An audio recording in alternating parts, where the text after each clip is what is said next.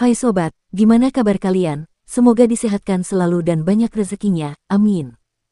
Jangan lupa untuk berlangganan. Dengan Anda berlangganan, Anda menjadi orang pertama di channel ini yang memiliki hak istimewa. Pada kesempatan kali ini, Sabta Novel akan melanjutkan Ultimate Martial Divine King episode 2. Untuk melihat video selengkapnya, sahabat bisa kunjungi playlist yang telah Mimin sediakan. Jika kalian penasaran, yuk mari kita berimajinasi bersama dan masuk ke alur ceritanya.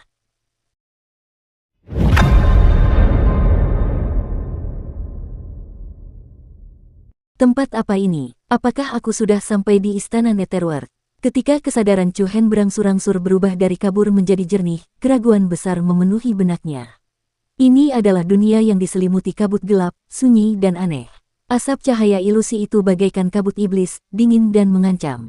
Ledakan. Tiba-tiba, gelombang kekuatan aneh menyerang dari langit. Hati Chu Hen membeku, hanya untuk melihat bahwa di langit-langit ke-9 yang tak tertandingi luasnya, sebuah cahaya perak yang menyilaukan bersemi.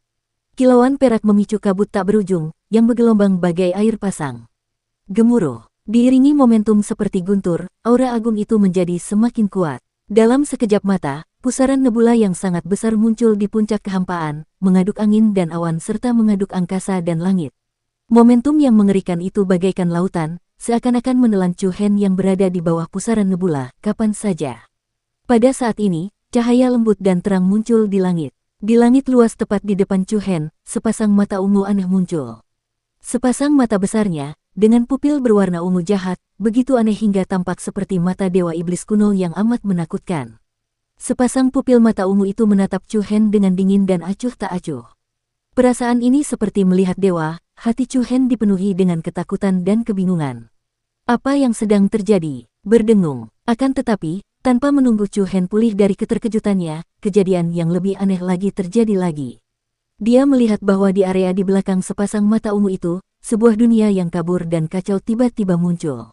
Bintang yang tak terhitung jumlahnya menghiasi kehampaan yang gelap. Dalam sekejap mata, dunia yang luas dan kacau menyelimuti ruang ini. Di bawah tatapan Chu Hen yang dipenuhi dengan keheranan tak berujung, sebuah sosok hitam benar-benar muncul samar-samar di dunia yang kabur di balik sepasang mata ungu yang besar.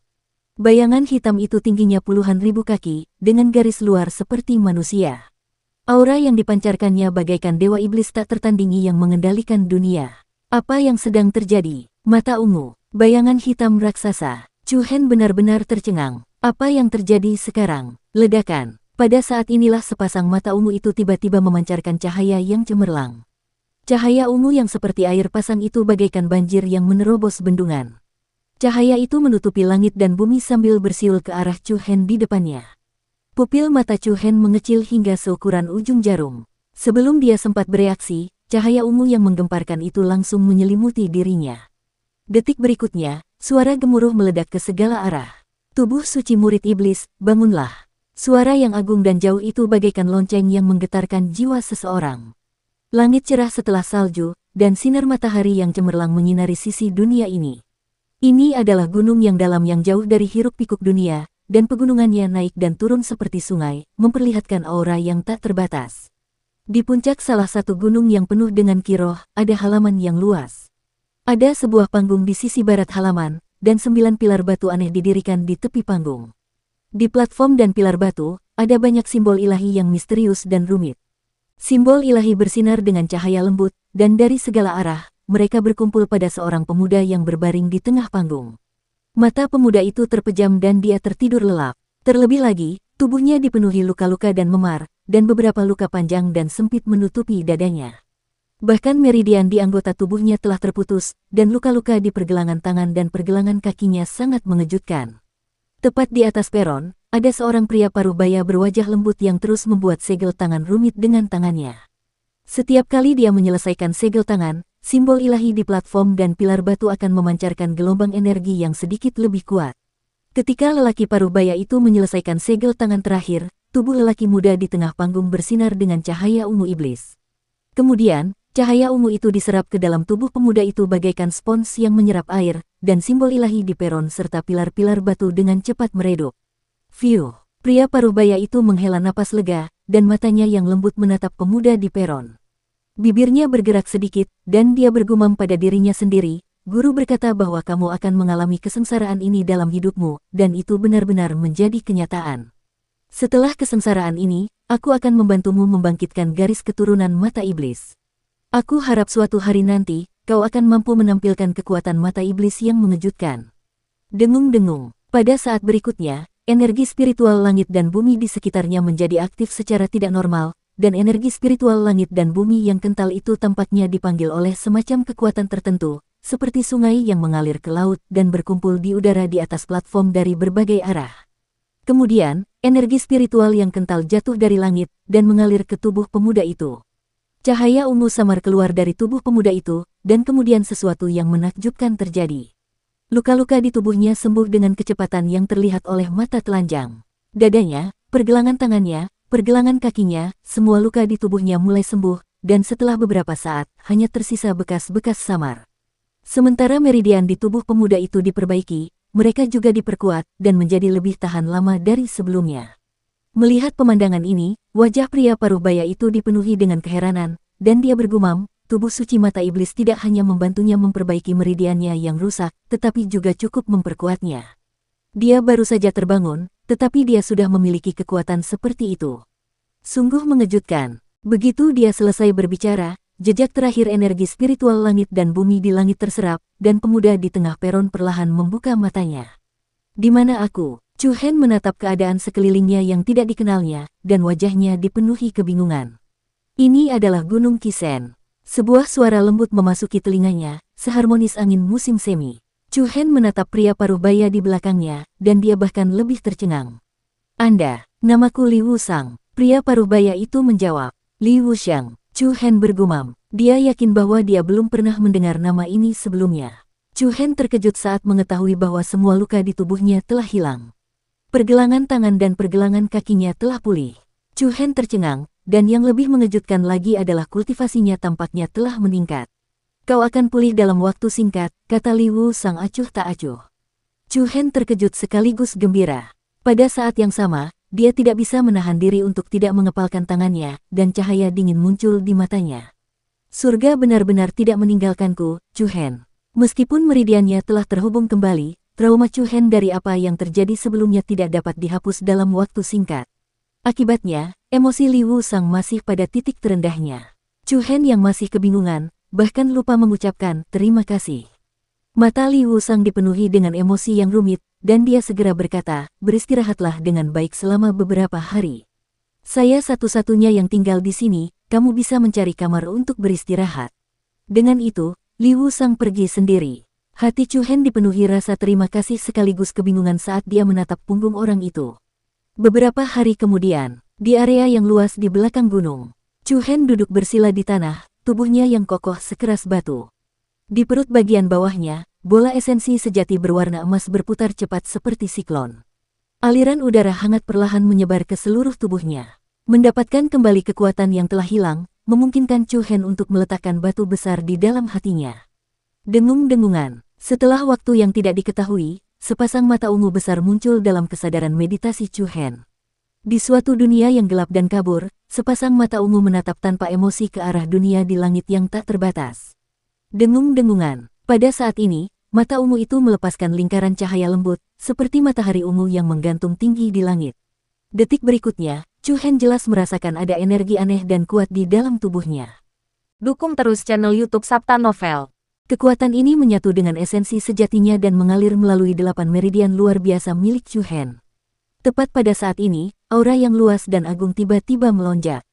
Di area di belakang sepasang mata ungu, langit berantakan, dan bintang-bintang bergerak. Kemudian, sebuah sosok hitam yang sangat besar muncul di dunia yang kacau itu. Sosok hitam ini tampaknya memiliki tinggi puluhan ribu meter, dan penampilan luarnya seperti manusia. Sosok itu seperti dewa yang tak tertandingi yang berdiri di dunia ini. Ini, dengung-dengungan. Pada saat berikutnya, Chu Hen tiba-tiba terbangun. Pada saat yang sama, dia merasakan sakit yang menusuk di matanya. Chu Hen buru-buru berlari ke danau terdekat dan melihat bayangannya di air. Dia terkejut menemukan bahwa matanya telah berubah menjadi ungu iblis. Di wajah tampannya terdapat sepasang pupil berwarna ungu iblis, yang membuatnya tampak begitu iblis dan menawan. Namun, rasa sakit yang menusuk di matanya menghilang dengan sangat cepat, dan cahaya ungu pun memudar.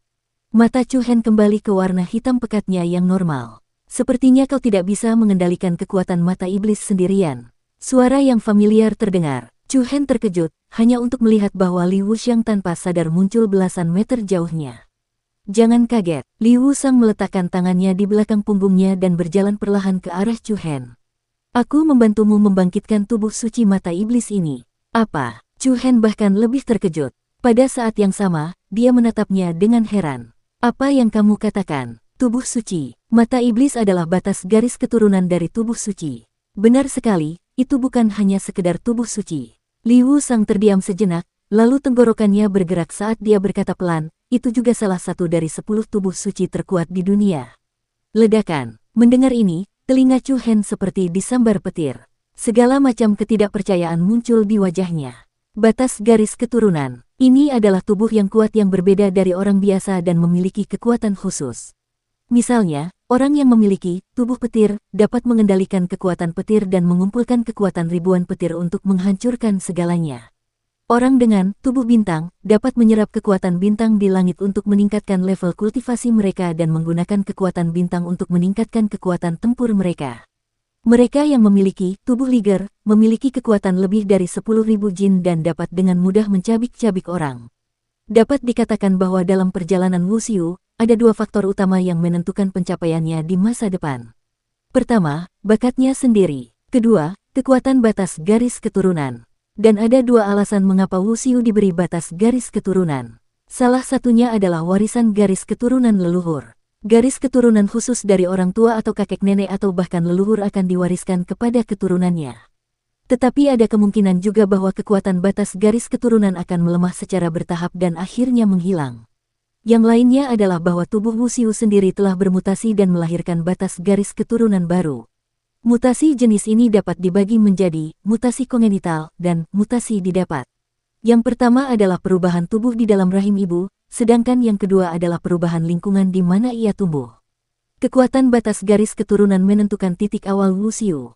Para jenius tanpa batas garis keturunan dan para jenius dengan batas garis keturunan mungkin dapat mencapai ketinggian yang sama di masa mendatang.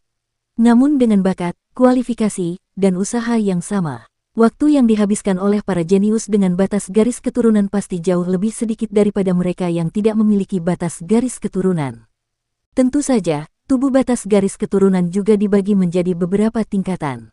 Orang-orang biasa menyebutnya tubuh fana. Misalnya, Liu Xiao, kepala 4 jenius dari Akademi Shaozong, memiliki tubuh kekuatan singa yang termasuk dalam tubuh bela diri. Di dinasti bintang suci, para jenius dengan tubuh bela diri termasuk dalam kelompok yang dicari. Dan di atas tubuh bela diri, ada tubuh pertempuran, tubuh mistik, dan tubuh suci yang legendaris. Makin kuat batas garis keturunan, makin tinggi pula pencapaian di masa mendatang. Tentu saja dalam proses kultivasi di jalan seni bela diri, tingkat batas garis keturunan juga dapat diselesaikan sesuai dengan kekuatan, situasi, dan berbagai faktor eksternal seseorang untuk menyelesaikan transformasi dan peningkatan. Hanya saja prosesnya sungguh sangat berbahaya dan sulit. Chu Hen benar-benar tidak percaya bahwa batas garis keturunan yang dimilikinya adalah tubuh suci yang legendaris. Ini sungguh tak terduga. Melihat pihak lain tampaknya tidak bercanda, Chu Hen mengepalkan tangannya dan bertanya dengan suara yang dalam, "Siapa kamu? Mengapa Anda ingin membantu saya?" Sederhana saja. Mulut Li Wuxiang melengkung membentuk senyum tipis. Tenggorokannya bergerak naik turun, dan dia mengucapkan sebuah kalimat dengan lembut. "Karena kita memiliki mata yang sama." Apa? Begitu dia selesai berbicara, gelombang kekuatan aneh tiba-tiba dilepaskan dari tubuh Li Wuxiang. Kemudian pupil matanya berubah menjadi warna ungu iblis.